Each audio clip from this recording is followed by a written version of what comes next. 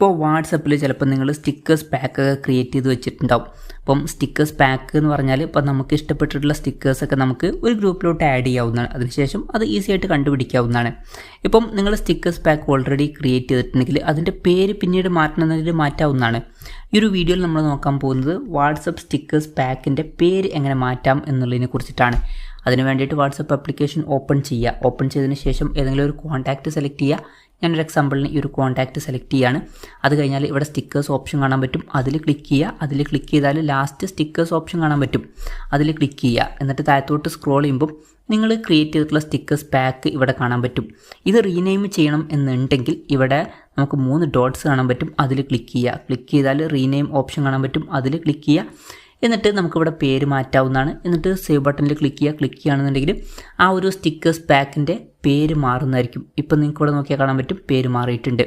അപ്പം ഇങ്ങനെ നമുക്ക് വളരെ സിമ്പിളായിട്ട് വാട്സപ്പ് സ്റ്റിക്കേഴ്സ് പാക്കിൻ്റെ പേര് ചേഞ്ച് ചെയ്യാവുന്നതാണ്.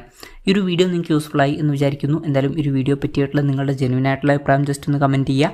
അതുപോലെ തന്നെ ഇതുപോലുള്ള വീഡിയോസ് നിങ്ങൾ കാണാൻ താല്പര്യമുണ്ടെന്നുണ്ടെങ്കിൽ ഈ ചാനൽ സബ്സ്ക്രൈബ് ചെയ്യാവുന്നതാണ്.